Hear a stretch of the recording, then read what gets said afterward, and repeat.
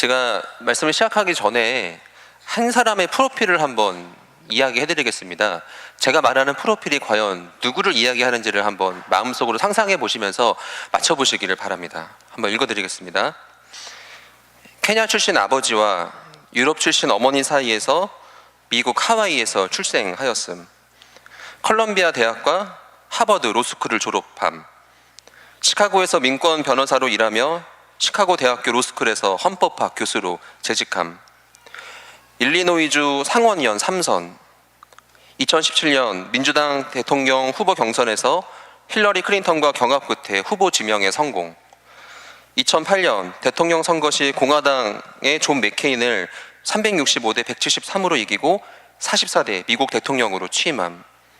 2009년 노벨 평화상 수상. 2012년 재선에 성공하여 45대 미국 대통령으로 취임함. 혹시 제가 누구를 이야기하고 있는지를 아십니까? 예, 맞습니다. 미국의 44, 45대 대통령을 연임하였던 미국의 버락 오바마 대통령을 제가 소개하였습니다.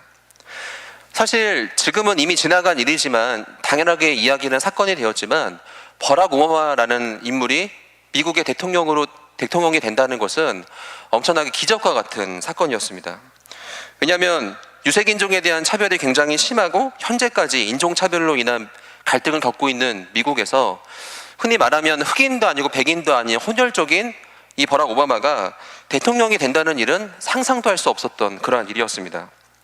그러나 미국인들은 이 버락 오바마를 2번이나 지지하였고 이 사람은 재선에 성공하여서 그 미국의 대통령으로서 이 자리를 역사 가운데 자신의 이름을 남길 수 있었다는 것입니다. 그렇다면 왜 오바마가 미국의 대통령으로 당선될 수 있었는지를 한번 해보고자 합니다. 사실은 오바마가 가지고 있었던 인생의 어떤 스토리가 많은 미국인들의 마음 가운데 큰 어필이 되었기 때문입니다.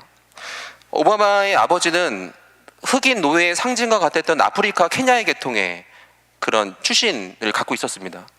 또 오바마의 어머니는 미국 출신이 아니라 유럽 출신의 백인이었습니다. 이 두 부모의 사이에서 태어난 오바마는 처음에 유년기 시절을 어디서 보냈냐면 이슬람권 문화인 인도네시아에서 그 유년기 시절을 보냅니다. 그리고 그가 어디로 이주하냐면 하와이로 이주를 합니다. 사실은 하와이라는 장소는 미국 땅에서 이 정치적으로 변방에 속합니다. 오바마는 하와이에서 이제 미국 본토로 건너와서 하버드 로스쿨을 재학을 하였고 시카고 주변에서 민권 변호사로 자신의 이름을 날리기 시작합니다. 그리고 일리노이주에서 상원의원의 3선에 성공을 하게 되었고 이제 많은 사람들에게 이제 인지도를 얻게 된 거죠.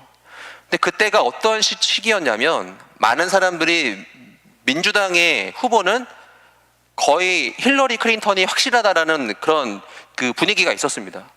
근데 그러한 대세를 바꿔서 누가 그 대세를 꺾고서 민주당 후보의 경선에 승리하게 되었냐면 오바마가 바로 경선에 승리를 하게 된 거죠.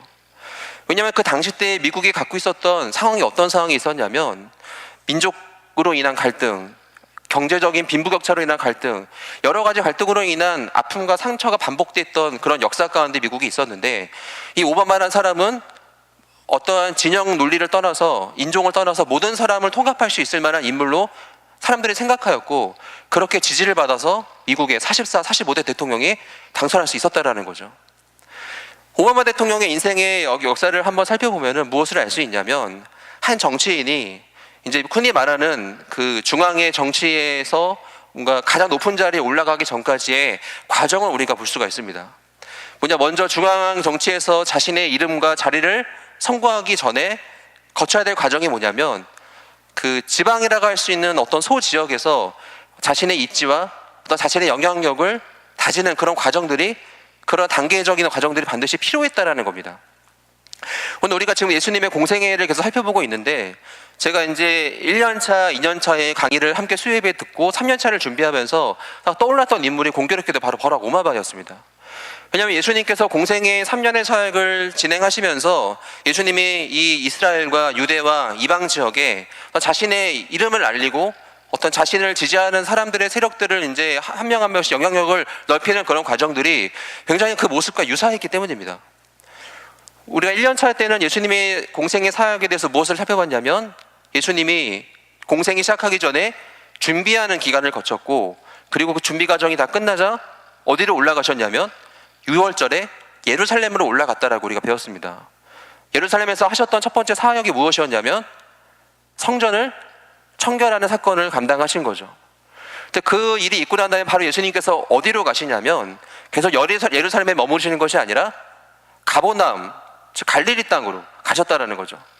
왜냐하면 아직 예수님은 자신을 지지할 수 있을 만한 그런 기반이 없었기 때문이죠.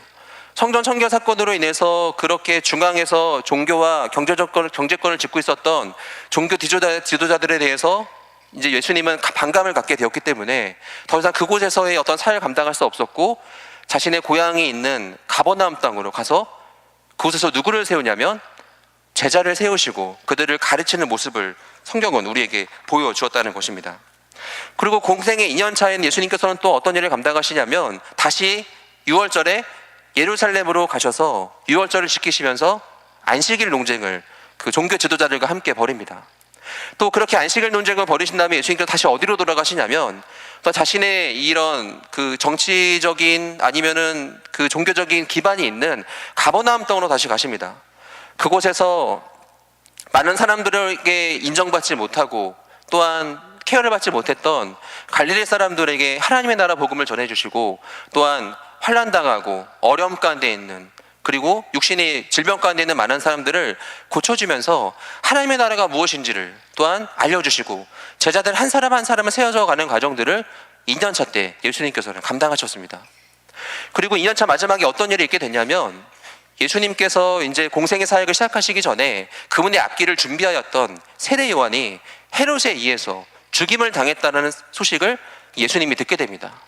그리고 마음이 심란하셨던 예수님은 3년 차로 넘어오는 그때에 유월절은 지키지 않으시고 어디로 가시냐면 갈릴리 바다를 건너서 베세다라는 곳으로 가셨다라고 성경은 우리에게 말하면서 공생의 3년 차를 시작하게 됩니다. 한번 공생의 3년 차의 큰 그림을 먼저 한번 살펴보는 시간을 가져보도록 하겠습니다. 오늘 제가 나눠드렸던 유인물을 한번 보시기 바랍니다. 첫 페이지의 도표를 한번 보도록 하겠습니다.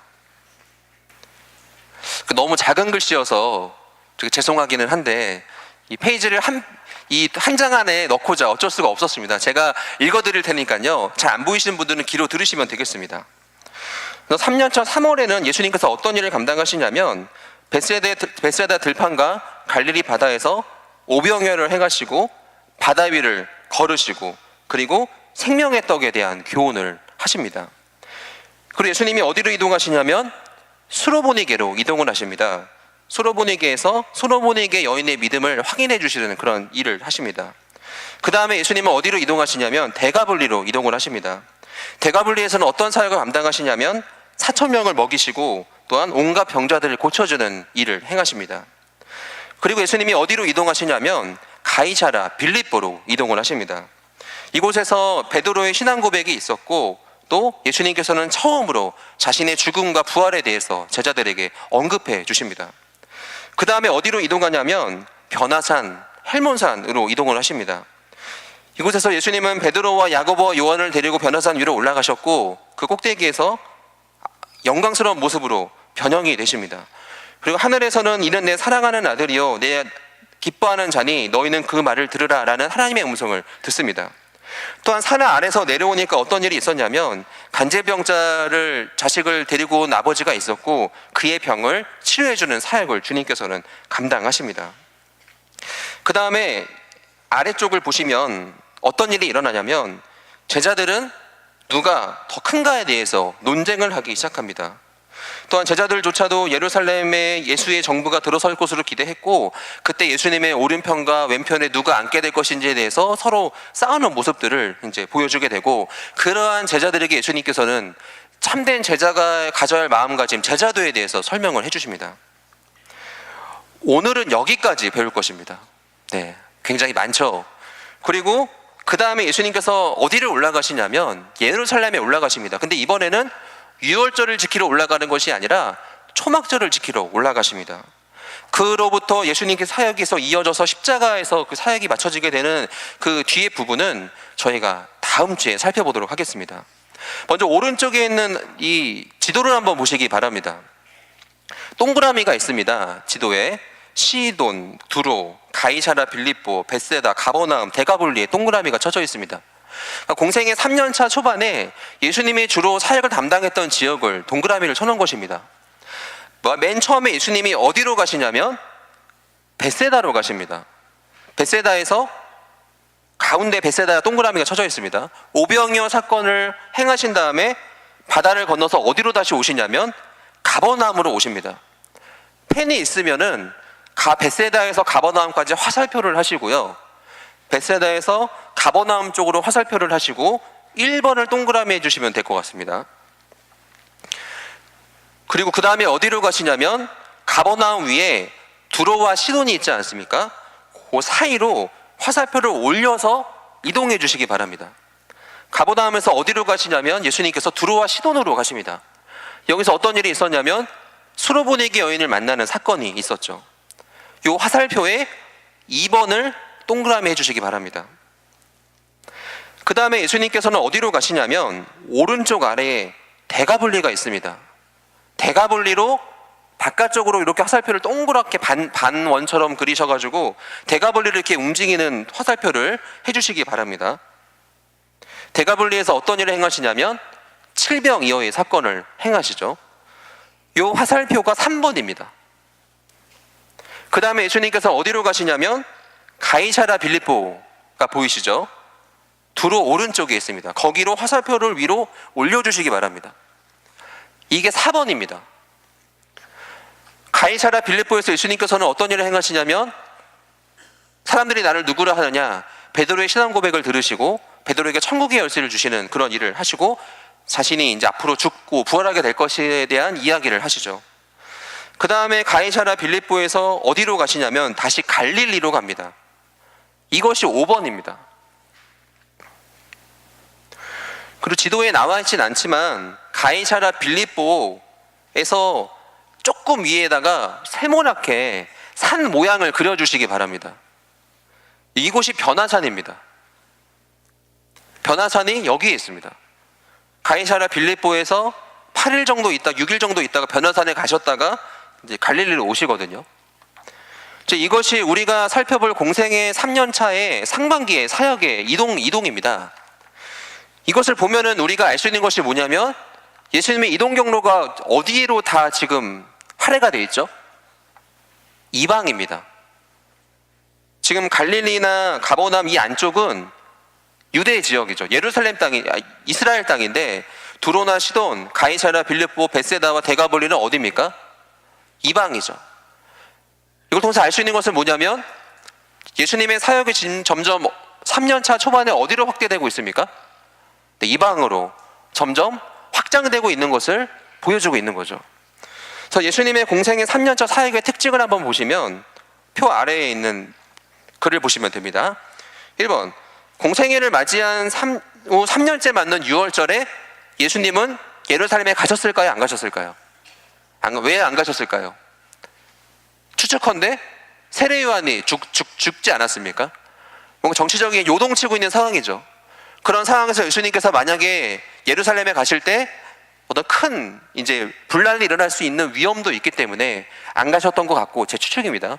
두 번째로는 이제 심란하신 거죠. 왜냐하면 예수님의 친척이자 예수님의 앞길을 예비했던 도격자인 세례 요한이 이러한 비참한 죽음을 맞이했지만 1년 뒤에 이런 비슷한 죽음을 누가 맞이하게 될까요? 네, 예수님이 맞이하게 될 거죠. 여러 가지 심정이 복잡한 예수님은 좀 생각과 마음을 정리하기 위해서 유대 지역을 떠나서 벳세다로 가시지 않았나 추측을 해봅니다.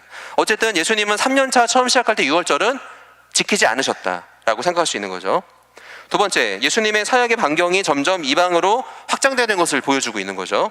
두로와 시돈, 데가볼리, 가이사라, 빌립보로 확장되는 것을 이제 보여주고 있고요. 세 번째로 3년차가 되어서 예수님께서는 비로소 자신이 이 땅에 오시는 그 목적에 대해서 제자들에게 알려주십니다. 무려 3번이나 알려주십니다. 내가 서기관들과 대제사장들과 바리새인들, 종교 지도자들에게 잡혀서 이제 십자가에 달려 죽고 3일 만에 부활하게 될 것임을 이때서야 이제 예수님께서 3번 제자들에게 언급해 주시죠. 이게 바로 공생의 3년차 사역의 특징입니다. 그래서 이제부터 저희가 한 가지 에피소드들을 살펴볼 것인데요. 저희가 시간이 한정되어 있기 때문에 굉장히 숨가쁘게 이제 진행이 될 것입니다. 그래서 이제 마음의 준비를 하시고 이제 시작을 해보도록 하겠습니다. 먼저 예수님께서는 세례요한이 죽었다는 소식을 듣고서 어디로 갔다고 말씀드렸죠? 네, 벳세다로 건너갔다고 말씀하신 거죠. 그런데 이 벳세다에 가셨던 예수님의 목적은 사실은 생각과 마음을 정리하러 가지 않았나 이제 생각을 하게 되는데, 이런 예수님이 벳세다에 갔다는 소식을 듣고서 사람들이 예수님을 가만히 뒀을까요? 안 뒀을까요? 두지 않죠. 많은 무리들이 그 예수님을 따라서 벳세다에 모여들게 된 겁니다. 예수님은 그 무리들을 불쌍히 긍휼히 여기십니다. 그리고 그 사람들에게 병든 자들을 이제 고쳐주십니다. 근데 하루가 거의 꼬박 지나가는 저녁 무렵이 되자 어떤 일이 생기게 됐냐면, 이 사람들이 이제 하루 종일 먹을 것을 준비해 오지 않은 사람들은 굶게 되는 그런 일이 발생하게 된 거죠.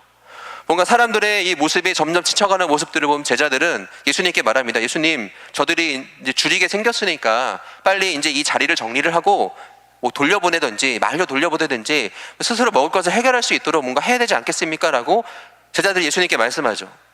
그때 예수님께서 제자들에게 뭐라고 말씀하실까요? 너희들이 먹을 것을 줘라 라고 말씀하십니다. 그러자 그 이야기를 들은 제자 중에 한 사람이 아주 자그마한 음식을 준비해서 예수님께 드립니다. 그것이 무엇이었냐면 보리떡 5개와 물고기 2마리였습니다. 예수님은 보리떡 5개와 물고기를 축사를 하신 다음에 제자들에게 그 도시락을, 음식을 나눠주십니다. 그리고 너희들이 여기 있는 사람들에게 이 음식들을 나눠주라고 명령하시죠. 그리고 그 말씀에 순종해서 제자들이 그 음식과 그 보리떡하고 물고기를 나눠주니까 어떤 일이 발생했을까요? 그 음식이 무한히 증식된 거죠. 전혀 줄지 않고 사람들이, 거기에 있는 모여있는 사람들이 장정만 5,000명이었는데 거기에 있는 모든 사람들이 먹고도 12광주리가 남을 정도로 차고 넘쳤다라고 오병이어의 기적이 이제 우리에게 성경에 설명해주고 있다는 것입니다. 그래서 우리가 여기서 한 가지 질문을 한번 해보고자 합니다. 왜 예수님께서는 지금이 6월절이거든요. 6월절에 예수님께서 예루살렘으로 가지 않으시고 벳세다로 가신 거잖아요. 거기서 왜 굳이 예수님은 오병이어의 기적을 행하셨을까요? 사실은 오늘 우리가 살펴본 이 페이퍼에 보면은 마태복음 14장 15절에 이렇게 기록을 하고 있습니다. 저녁이 되매 제자들이 나와 이르되 이곳은 어디라고요? 빈들이요.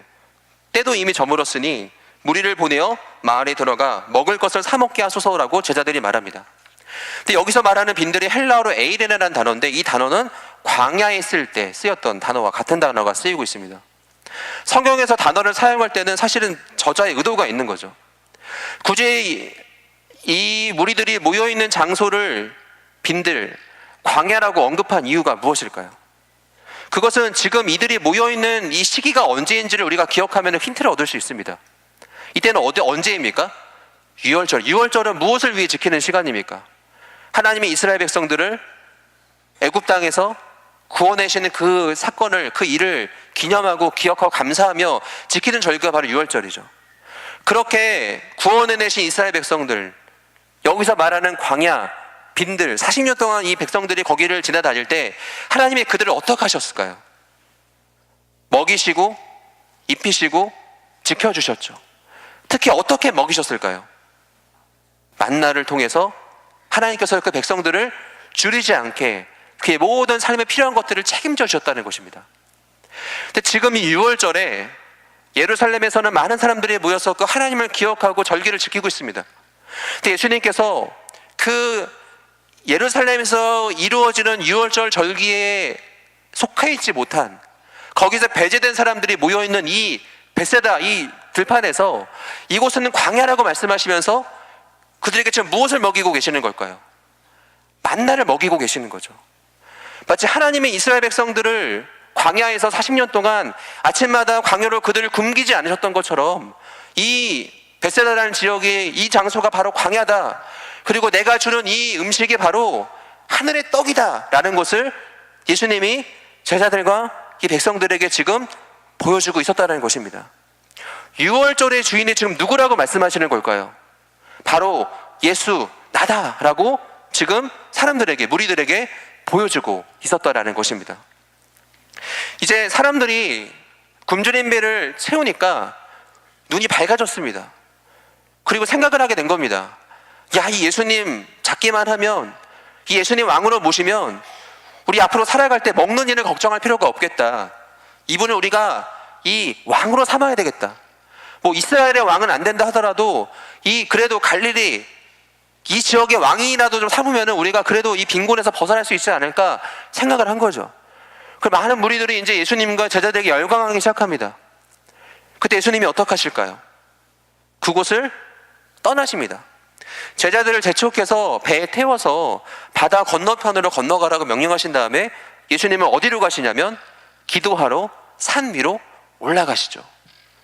그때 바다를 건너서 베세다에서 흔히 말하면 가버나움으로 가고 있는 이 제자들이 이 바다에서 무엇을 만나게 될까요? 풍랑을 만나게 됩니다. 2번입니다. 무리를 걸으심이죠. 제자들이 밤사경에 풍랑을 만나게 되어서 이제 죽기 직전의 상황에 처하게 된 겁니다. 그때 이제 예수님이 그런 제자들을 산 위에서 지켜보시다가 밤사경쯤에 제자들을 향해 가신 거죠. 어떻게 가셨냐면 무리를 걸어 가신 겁니다. 그때 무리를 걸어오시는 예수님의 모습을 보면서 제자들이 어떻게 소리십니까? 오늘 말씀을 보면은 제자들이 그가 바다 위로 걸어오심을 보고 놀라 유령이라 하며 무서워하여 소리를 지르거늘이라고 말합니다. 제자들이 예수님을 제대로 알아보지 못하고 그 예수님을 누구라고 말하냐면 유령이다 라고 소리친 거죠. 근데 사실은 이 당시 때에 이 유대인들이 갖고 있었던 이 전통적인 사고방식 중에 어떤 사고방식이 있었냐면 이 바다는 어두움과 악과 연약함과 또한 부정함을 상징했습니다. 그러니까 구약 성경에서 바다가 나올 때 바다가 의미하는 내용들은 어둠의 세력들, 악의 세력들, 그런 우리를 두렵게 하거나 우리의 존재의 근간을 흔들어버리는 그런 시험들, 그것을 뜻할 때, 상징할 때 바다라는 표현을 썼습니다. 근데 지금 이 바다를 건너갈 때 이 제자들이 무엇을 만나게 되냐면 풍랑을 만나게 된 거죠. 근데 그런 풍랑 가운데 누가 걸어온 모습을 봤을 때 당연히 이 제자들은 그 사람을 누구로 생각할 수밖에 없을까요? 아, 이거 저승사자가 아닌가? 이게 혹시 유령이 온 거 아닌가? 라고 생각할 수밖에 없는 거죠. 근데 자세히 보니까 그분은 누구였습니까? 예수님이셨죠. 그리고 예수님께서는 어떤 일을 행하실까요? 풍랑을 잠잠하게 하시죠. 세상의 모든 사람들이 생각했던 우리가 인생에 겪는 연약함과 악의 문제의 근본적인 출발점인 바다가 있는데 그 바다에서 심지어 사람의 생명을 위협시킬 수 있을 만한 커다란 풍랑을 만난 겁니다. 근데 그 풍랑을 누가 잠재운 겁니까? 예수님이 잠재우신 거죠. 제자들은 이것을 통해서 무엇을 알게 되었을까요? 예수님께서는 인간이 이 땅을 살면서 겪고 있는 바다와 같은 어둠과 같은 악과 같은 연약함과 같은 그런 모든 일들을 주님 안에 거할 수 있을 때에 우리가 능히 견뎌낼 수 있는, 능히 그것을 승리할 수 있는, 그 안에서 하나님의 뜻을 발견할 수 있는 길로 인도하실 수 있다는 것을 깨닫게 된 거죠. 드디어 제자들은 바다를 건너갑니다. 그러자 이렇게 베세다를 건너서 가버나움으로 오게 된 제자들을 따라왔던 사람들이 있었습니다. 그 사람들은 바로 누구였냐면 바로 그 오병이어의 기적을 경험한 무리들이었습니다. 무리들은 예수님을 찾아옵니다. 그러자 예수님께서 그들에게 말합니다. 너희들이 나를 찾아온 것은 먹고 배를 채웠기 때문이다 라고 말씀하십니다. 그러자 그 사람들이 말합니다. 주님, 우리에게 하늘에서 내려오는 표적을 보여주십시오 라고 이 사람들이, 무리들이 예수님께 요청을 합니다. 그러자 예수님께서 뭐라고 말씀하시냐면 우리 3번의 말씀 보도록 하겠습니다. 요한복음 6장 35절입니다. 예수께서 이르시되 나는 생명의 떡이니 내게 오는 자는 결코 줄이지 아니할 터이요 나를 믿는 자는 영원히 목마르지 아니하리라 라고 말씀하십니다. 예수님이 하늘의 표적을 구하는 이들에게 누구를 소개하냐면 자신을 소개하십니다. 내가 바로 생명의 떡이다. 나를 먹고 내 살을 먹고 내 피를 마시는 자는 영원히 줄이지 않고 영원히 목마르지 않을 것이다 라고 그들에게 말씀하시죠. 그러니까 이 무리들이 그 이야기를 듣고서 예수님께서 바로 그러신 분이구나, 예수님의 살과 피를 먹고 마시면 우리가 영생을 얻을 수 있구나 라고 생각하면서 예수님을 쫓았을까요? 아니면 이 어려운 말을 누가 들을 수 있는가 의문을 갖고서 예수님을 떠나갔을까요? 성경은 예수님을 떠나갔다라고 이야기하고 있습니다. 사실은 우리가 살펴봤던 지금 3번은요, 오병이어의 기적과 이게 연결돼서 생각할 수 있는 부분입니다. 지금 예수님께서 오병이어의 표적을 행하셨습니다. 예수님이 오병이어의 표적을 행하신 목적은 바로 무엇이었을까요? 그들의 줄임배를 채워주심이 첫 번째 목적이 아니었고, 이 일을 통해서 누구를 알려주고 싶었던 것일까요? 예수님 자신이 어떠한 존재인지를 알려주고 싶었던 것이죠. 그러나 이 표적을 경험한 사람들은 지금 무엇을 보고 있습니까? 그 일을 행하신 예수님을 바라보고 있을까요? 아니면 예수님이 행하신 그 일을 보고 있을까요? 예수님이 행하신 그 일을 바라보고 있었다라는 것입니다. 그리고 거기에 초점을 맞췄다라는 거예요.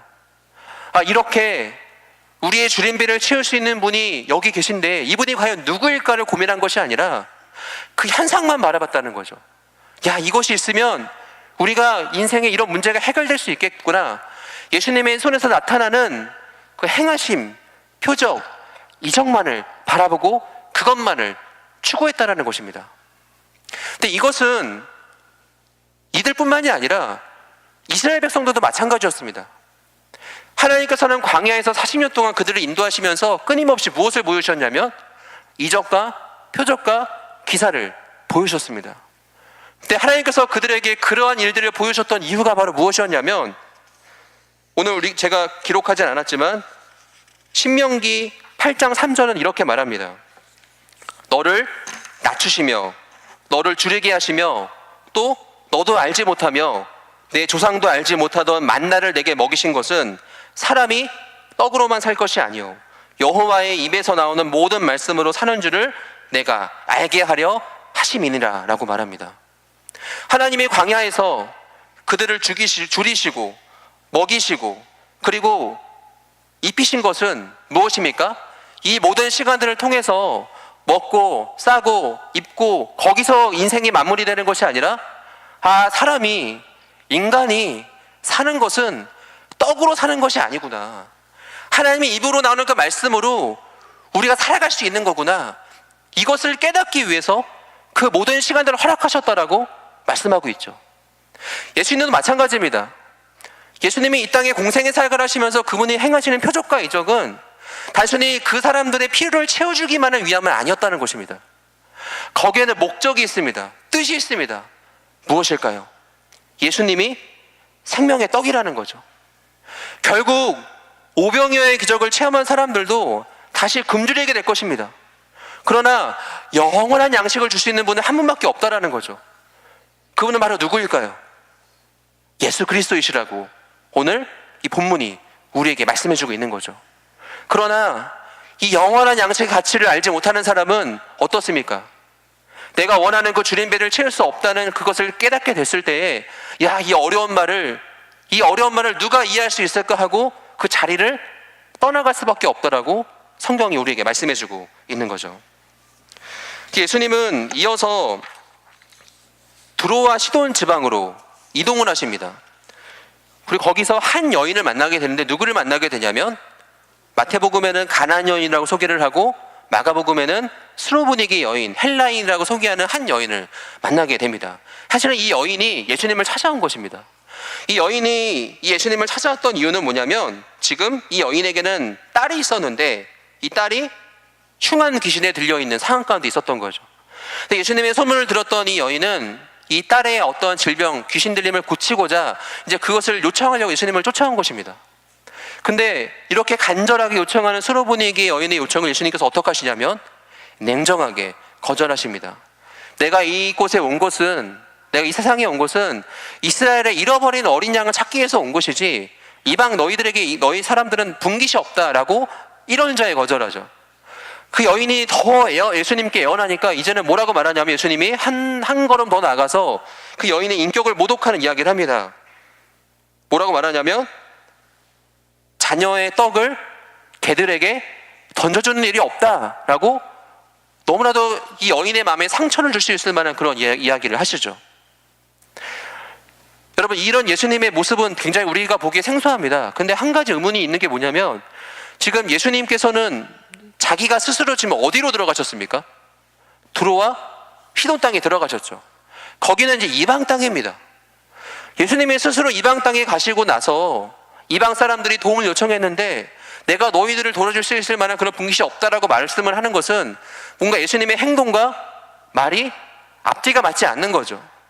그렇다면 예수님께서 이제까지 행하셨던 예수님의 어떤 국리라한 마음을 우리가 뒤로 봤을 때 이렇게 하시는 데는 의도가 있다는 것을 우리가 알 수 있는 겁니다. 수로보니게 여인은 예수님의 마음에 말에 상처받아서 떠났을까요? 아니면 끝까지 예수님께 매달렸을까요? 끝까지 매달렸죠. 그리고 너의 믿음이 크다라는 인정을 받습니다. 예수님이 이 여인이 자녀의 떡을 개들한테 던져주는 것은 옳지 않다라고 말할 때 이 여인이 떠나가지 않을 것을 알았을까요? 몰랐을까요? 아셨죠. 그렇다면 예수님이 이런 사건을 통해서 오히려 지금 누구의 믿음을 드러내고 있을까요? 이 여인의 이 놀라운 믿음을 드러내고 있는 거죠. 또 이 여인의 믿음을 드러내므로 인해서 지금 예수님이 무엇을 보여주고 있냐면 하나님의 나라의 그 놀라운 일들이 단순히 혈통에 갇혀있는 어떠한 이 혈연에 갇혀있는 유대인들, 이스라엘 사람들에게만 머물러 있는 것이 아니라 점점 이것이 어디로 확장되는 것을 보여주고 있습니까? 이방 땅까지 확장되어 있고 예수님의 사역의 그 주권과 권한은 예루살렘과 이스라엘만 머물러 있는 것이 아니라 온 우주적인 통치가 임하고 있다는 것을 이 사건을 통해서 보여주고 있다는 거죠. 예수님은 이어서 대가볼리로 장소를 옮기십니다. 그곳에도 많은 이방인들이 예수님을 보기 위해서 이제 모여들기 시작합니다. 그때 동일하게 여기 있는 많은 사람들도 똑같이 오랜 며칠의 시간 동안 예수님의 말씀을 듣기 위해서 이제 줄임배를 움켜잡았기 때문에 뭔가 지금 이들을 먹여야 할 어떤 해결을 해야 될 상황에 처하게 된 거죠. 그때 예수님께서 똑같이 어떤 일을 행하시냐면 5번에 마태복음 15장 36절 38절을 보시면 이렇게 말합니다. 떡 7개와 그 생선을 가지사 축사하시고 떼어 제자들에게 주시니 제자들이 무리에게 주매 다 배불리 먹고 남은 조각을 7 광주리에 차게 거두었으며 먹은 자는 여자와 어린아이 외에 4,000명이었더라 라고 말하고 있습니다. 예수님이 지금 똑같은 기적을 행하셨죠. 바로 얼마 전에 벳세다에서 무슨 일을 행하셨죠? 네, 오병이어의 기적을 행하셨던 예수님이 지금은 어디입니까? 여기가? 네, 대가볼리 지방에서 이제는 4,000명을 먹이시는 보리떡 7개와 물고기, 작은 물고기 2마리로 4,000명을 먹이시는 그런 일을 똑같이 감당하고 계시는 거죠. 도대체 예수님은 이렇게 힘이 넘치시는지 왜 똑같은 일을 2번이나 반복하고 있는가에 대한 의문을 가질 수 있겠지만 사실 여기에 차이점이 있습니다. 어떤 차이점이 있냐면 우리가 처음 살펴봤던 벳세다는 이 갈릴리 호수를 바다를 건너기는 하지만 사실은 이 지역은 이 유대 지역과 너무나도 밀착되어 있는 지역이기 때문에 이 이스라엘 지역으로 봐도 무방한 곳입니다. 거기에 있었던 대상들은 사실 유대인이었습니다. 그러나 대가볼리 지방은 어딜까요? 여기는 완전 이방 땅입니다. 이 대가볼리 지방에서 예수님을 만나기 위해서 모여든 사람들은 우리가 추측컨대 유대인으로 알 수 있을까요? 이방인으로 우리가 추측할 수 있을까요? 여기 있는 사람들 이방인들입니다. 예수님은 지금 동일한 기적을 유대인들에게 한번 행하시고 그 다음에 누구에게 행하십니까? 이방인들에게 행하신 거죠. 수로보니게 여인의 딸을 고치셨던 것처럼 마찬가지로 예수님께서 이런 사역을 통해서 또 무엇을 보여주시냐면 생명의 떡을 먹을 수 있는 그런 대상이 단순히 유대인에게만 머물러 있는 것이 아니라 그 사역이 지금 점점 어디로 확장되고 있냐면 이방인들에게도 그런 하나님의 나라 일을 경험할 수 있는 그런 권한들이 열렸고 문이 열렸고 확장되고 있다. 예수님의 어떤 그런 권한이 이스라엘 땅만 머물러 있는 그런 권한이 아니라 온 전 세계를 다스릴 수 있는 그런 권한을 갖고 있는 분이라는 것을 이 사건을 통해서 지금 보여주고 있었다라는 것입니다. 이어서 예수님은 어디로 올라가시냐면 가이사라 빌립보로 올라가십니다. 그리고 그곳에서 제자들에게 물어보십니다. 야, 사람들이 나를 누구라고 하냐? 라고 물어보신 거죠. 좀 생각해 보십시오. 한번 상상해 보시기 바랍니다. 예수님이 한 번은 유대 땅에서 오병이어 사건을 행하셨고요. 한 번은 이방 땅에서 칠병이어 사건을 행하셨습니다. 이게 엄청난 기적이죠. 지금 이스라엘 사람들 사이에서 들썩들썩거리는 일이 있었습니다. 어떤 일이 있냐면 예수라는 사람이 있는데 이 사람의 행하는 그 기적이 이전에 경험했던 것과 이 차원이 다른 거죠. 많은 사람들의 입 가운데 예수님에 대한 이름이 화제가 되기 시작한 겁니다. 그 사람들이 이야기하는 거죠. 그가 바로 과연 누구이길래 이런 일을 행하는 걸까라고 이야기했고 서로의 어떤 평가가 있었던 거죠. 근데 들어보니까 어떤 사람은 예수님을 누구라고 말하고 있냐면 세례 요한이다, 누구는 예레미야다, 누구는 선지자 중에 한 사람이 아니냐라고 서로 각자의 자기가 생각하는 그런 평가가 다 있었던 거죠. 근데 그 이야기를 다 들으신 다음에 예수님께서 뭐라고 말씀하시냐면, 그러면 그래, 세상의 사람들, 무리들은 나를 그렇게 평가하는데 나의 제자들인 너희는 나를 어떻게 생각하느냐라고 물어보시죠. 그때 베드로가 말합니다. 베드로가 뭐라고 말하냐면 마태복음 16장 15절 16절에 보면 이렇게 말합니다. 이르시되 너희는 나를 누구라 하느냐? 시몬 베드로가 대답하여 이르되 주는 그리스도시요 살아계신 하나님의 아들이시니이다 라고 고백합니다. 그러자 예수님께서는 시몬의 그 고백을 복되다고 말씀하시면서 그것을 말한 것은 너가 스스로 한 것이 아니라 하나님께서 너에게 그런 마음을 허락하신 것이다 라고 말하면서 베드로의 손에 천국의 열쇠를 쥐어주십니다. 그에게 천국의 문을 열고 닫을 수 있는 그런 권한을 허락해 주신 거죠. 그렇다면 이 베드로가 했던 이 고백, 주는 그리스도시요 살아계신 하나님의 아들이십니다라는 고백이 도대체 얼마나 대단하길래 이렇게 천국의 권한과 열쇠를 받을 수 있을 만한 권한, 칭찬을 받을 수 있었던 것일까요? 혹시 이 그리스도라는 단어가 무엇인지 한번 고민해 본 적 있으십니까? 제가 이제 청소년 사역을 하면서 청소년 아이들과 제자훈련이나 뭐 이런 교리 훈련을 시킬 때 이 본문을 가지고 한번 나눔을 할 때 항상 무엇을 물어보냐면, 야 근데 애들아 너희도 혹시 그리스도가 무슨 뜻인지 아니?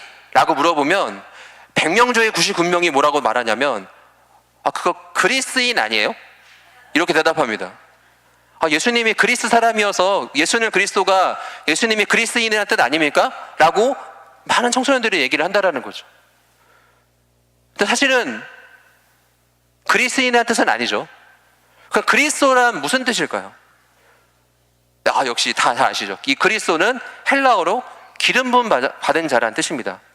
이 기름 부음 받은 자라는 뜻이 히브리어로 메시아입니다. 그러니까 그리스도랑 메시아는 같은 의미죠. 그렇다면은 이 시대 때 그리스도라고 말을 했을 때 사람들은 누구를 상상했을까요? 이 세 가지 직분을 갖고 있는 사람들을 상상했습니다. 누구냐면 첫 번째는 왕이고, 두 번째는 선지자고, 세 번째는 제사장이었습니다. 왜냐하면 하나님께서 이 사람들을 세우실 때 그를 직분을 줄 때 기름을 부어서 세우는 유일한 세 명의 직분이었기 때문입니다. 하나님은 왕을 세우시고 선지자를 세우시고 제사장을 세워서 하나님의 나라 백성들을 하나님의 뜻대로 인도해 가셨습니다. 그것이 바로 이스라엘의 역사입니다. 그런데 이 제도는 문제가 없었습니다. 왕과 선지자와 제사장을 세워서 그 하나님의 뜻을 이루어가는 제도는 문제가 없었지만 그 역할을 감당하는 누구에게 문제가 생겼을까요? 사람에게 문제가 생긴 겁니다. 선한 왕도 있었지만 악한 왕도 생긴 거죠. 정말 진실된 선지자도 있었지만 거짓 선지자도 나타난 겁니다. 제사의 직분을 순결하게 감당하는 제사장도 있었지만 자기의 배만 채우기 위해서 그 일을 감당하는 제사장도 생겨난 거죠. 그리고 그러한 사람들이 생겨날 때마다 백성들은 어땠습니까? 너무나 큰 고통을 겪게 된 거죠. 그리고 심지어 이 나라가 이 시스템이 무너지게 되었고 망하게 되었습니다. 백성들이 생각하게 된 거죠. 왕, 제도, 선지자, 그리고 제사장, 이 제도는 문제가 없지만 이것을 감당하는 사람이 완벽할 수는 없구나. 이것을 감당하는 사람들은 온전할 수 없고 신뢰할 수 없는 모습이구나를 깨닫게 된 거죠. 근데 그러한 생각이 점점 자리 잡고 있을 때쯤에 하나님께서는 선지자들을 통해서 예언을 하십니다. 그렇게 인간이 연약하게 감당했던 이 직분을, 그리스도의 직분을 완전하게 이루실 그 사람을 언젠가 내가 보내줄 거라고 이 백성들에게 약속하신 거죠. 지금 베드로가 그것을 말하는 거죠. 지금 그렇게 예언한 하나님이 인간의 실패했던 이 역할을, 이 직분을 완벽하게 감당할 그 사람을 보내주실 것인데 그분이 바로 지금 누구라는 거죠? 내 눈앞에 있는 나의 스승이신, 나의 랍비이신, 나의 주이신 예수 당신이 바로 그 그리스도이십니다. 그리고 인간은 이 사역을 실패하였지만 당신은 하나님의 아들이시기 때문에 절대로 이 사역에 실패하지 않을 것입니다라는 고백을 베드로가 지금 하고 있는 거죠. 근데 이런 고백은 우리에게도 동일하게 적용됩니다. 우리도 마찬가지입니다.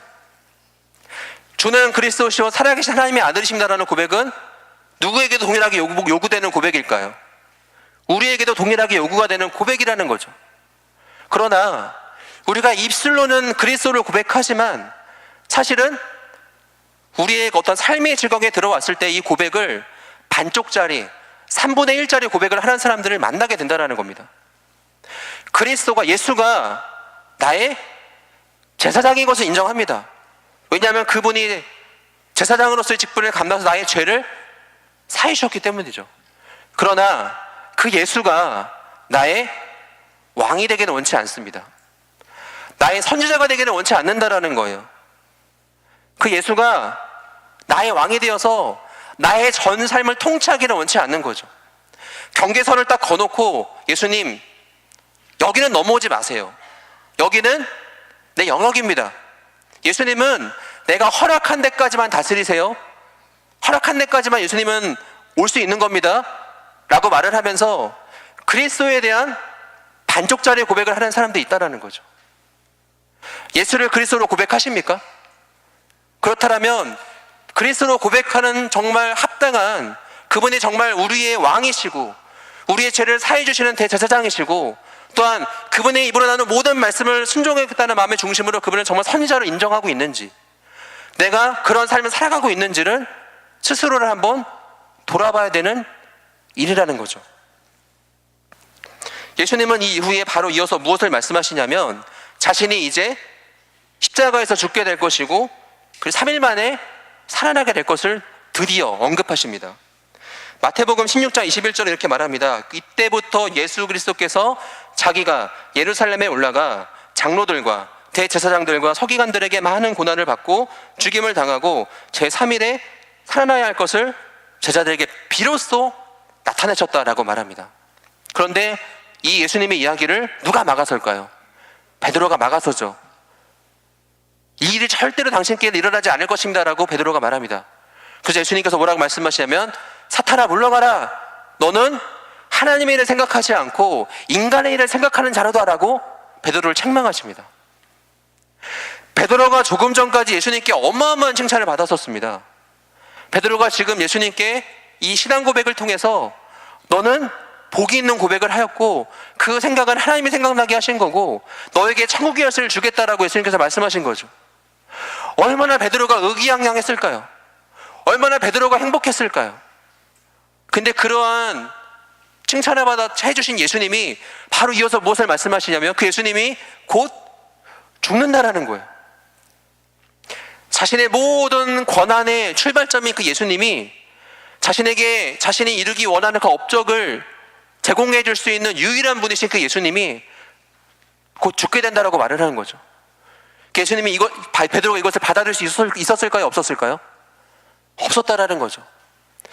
여기서 봐서 알 수 있듯이 베드로가 자신의 입술로 위대한 고백은 하였지만 정말 그 고백은 누가 시키신 걸까요? 하나님이 시키신 거죠. 베드로가 정말 이 고백의 깊이를 이해해서 했다라고 보기에는 그 이후의 행동이 그의 마음의 중심을 우리에게 보여주고 있다라는 것입니다. 이제 예수님은 베드로와 야고보와 그 형제 요한을 데리고 따로 높은 산으로 엿새 위에 올라가십니다. 그리고 그들 앞에서 어떻게 되시냐면 변형이 되사 그 얼굴이 해같이 빛나는 모습으로, 영광스러운 모습으로 변화가 되십니다.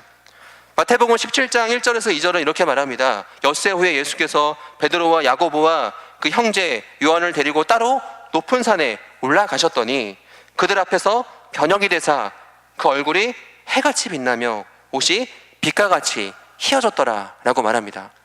그리고 예수님이 옆에 함께 있었던 두 명의 구약의 인물이 등장을 합니다. 한 사람은 모세이고 한 사람은 엘리야가 등장을 합니다. 그리고 이 모든 광경이 사라진 다음에 베드로는 이 황홀경에 취해서 주님을 위해서 또한 엘리야와 모세를 위해서 초막 셋을 짓고 여기 평생 삽시다라고 이제 고백하면서 이 영광스러운 경험이 얼마나 그의 마음을 충만하게 충족시켰는지를 보여주고 있죠.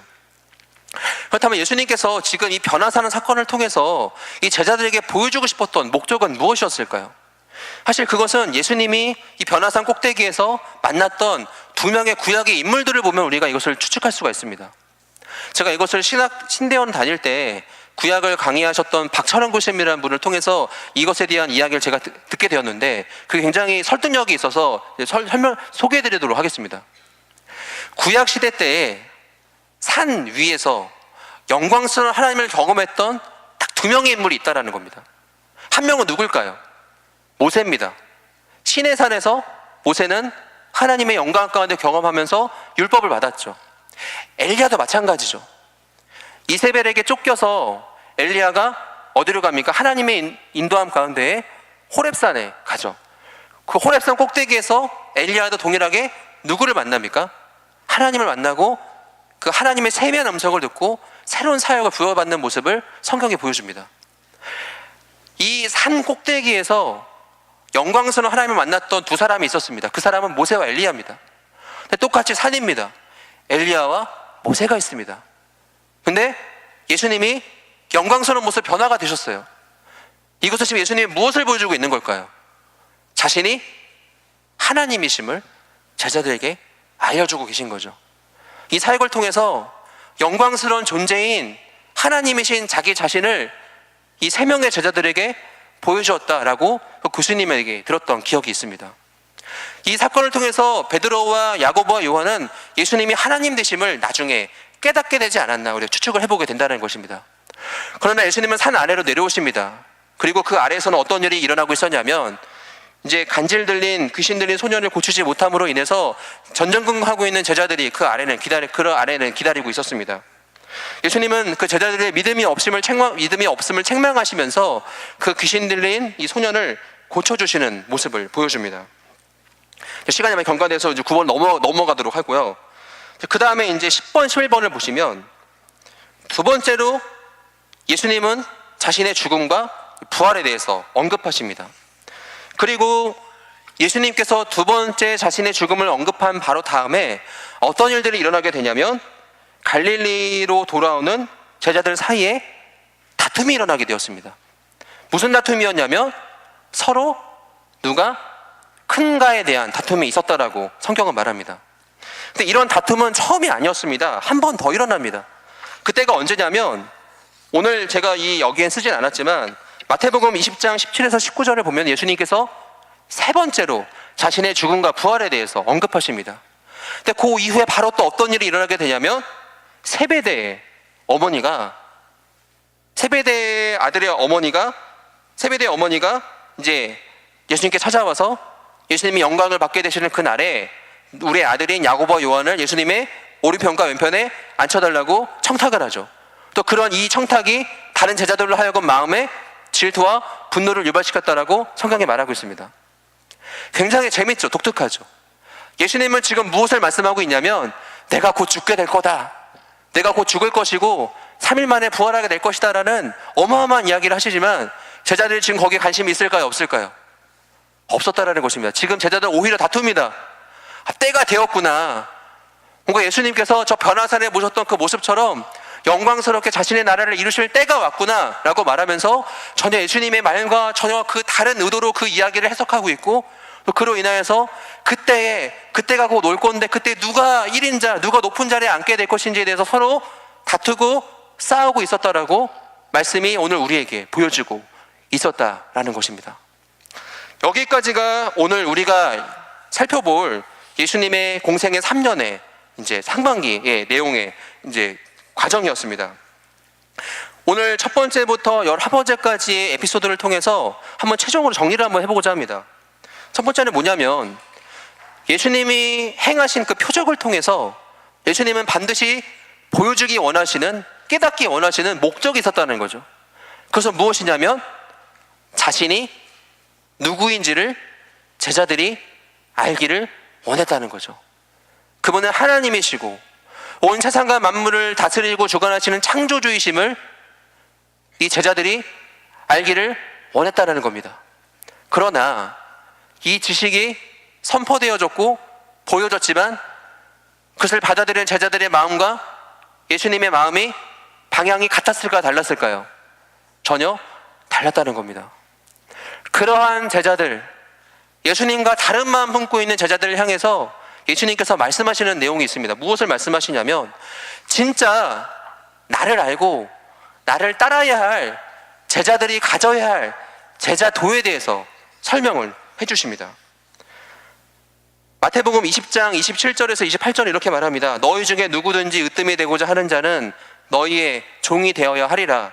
인자가 온 것은 섬김을 받으려 함이 아니라 도리어 섬기려 하고 자기 목숨을 많은 사람의 대속물로 주려 함이니라 라고 말하면서 그 하나님의 아들이신 그리스도이신 예수님을 쫓는 제자들이 가져야 할 제자로서의 자세를 어떻게 설명하시냐면 너희는 섬김을 받는 자가 되는 것이 아니라 섬기는 자가 되어야 하고 너희들은 으뜸이 되는 자가 아니라 어느 자리에 서야 된다고 말합니까? 종의 자리에 서야 된다고 말합니다. 그리고 지금 그 일을 지금 누가 하고 있다고요? 내가 하고 있다.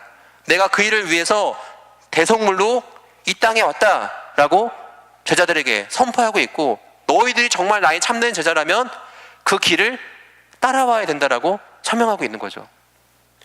예수님은 하나님이십니다. 그분은 불가능함이 없으신 분이죠. 만물의 통치자이시고 만유의 주이십니다.